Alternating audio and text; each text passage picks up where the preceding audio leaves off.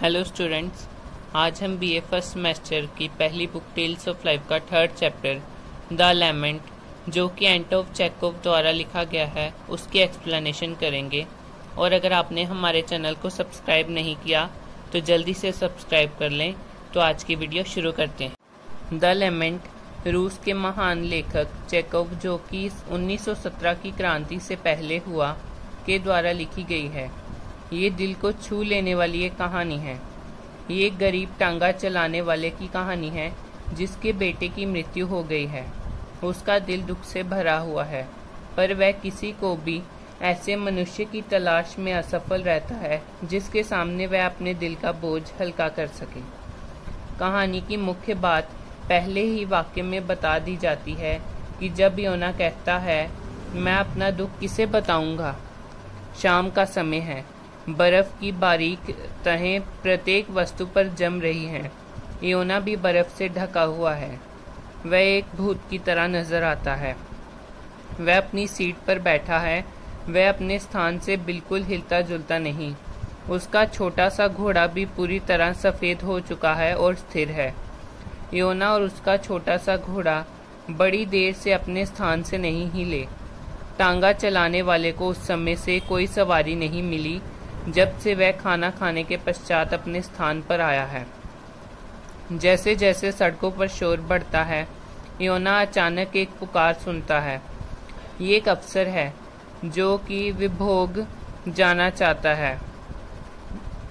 योना लगाम पकड़ता है।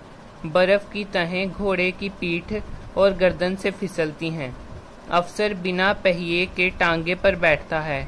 योना अपने हंटर को चलाता है। छोटा घोड़ा चलना शुरू कर देता है। चूंकि योना अपने दुख में डूबा हुआ है, वह टांगे को ठीक तरह नहीं चला सकता। कोई व्यक्ति उस पर चिल्लाता है और पूछता है कि क्या कर रहे हो। कोई दूसरा आदमी उसे गाली निकाल कर पूछता है कि वह कहाँ जा रहा है। अफसर भी उसे गुस्से से कहता है कि वह ढंग से टांगा चलाना नहीं जानता। एक प्राइवेट बग्गी का चालक भी उसे गाली निकालता है। एक राहगीर का कंधा घोड़े की नाक से रगड़ खा जाता है। वह गुस्से से योना की तरफ देखता है। अफसर मजाक करता है कि ऐसा लगता है कि प्रत्येक ने उसके साथ टकरा जाने या उसके घोड़े के नीचे आ जाने का समझौता किया हुआ है। इस मजाक से हौसला प्राप्त करके योना अपनी भावनाएं प्रकट करने का प्रयत्न करता है। वह कहता है, मेरे बेटे बैरन की इस सप्ताह मृत्यु हो गई। पर अफसर इस ओर ध्यान नहीं देता। वह योना से केवल इतना पूछता है कि लड़की की मृत्यु कैसे हुई। पर अगले ही क्षण वह उसे गाली निकालने लगता है और मुड़ने को कहता है।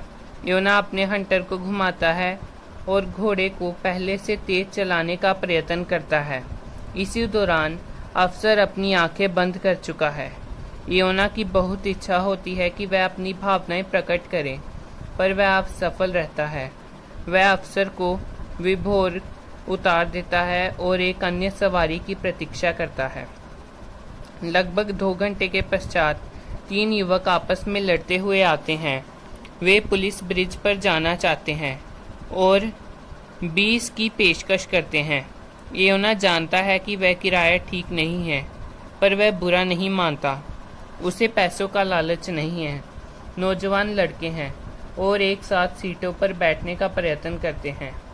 अंत में ये निर्णय होता है कि कुबड़े को खड़े रहना होगा क्योंकि वह सबसे छोटा है। तीनों युवक चिंता से मुक्त हैं। उनमें से एक दावा करता है कि बीती रात उसने शराब की 4 बोतलें पी ली, पर दूसरा इस पर विश्वास करने को तैयार नहीं। इस दौरान कुबड़ा योना के साथ बड़ी सख्ती से पेश आता है।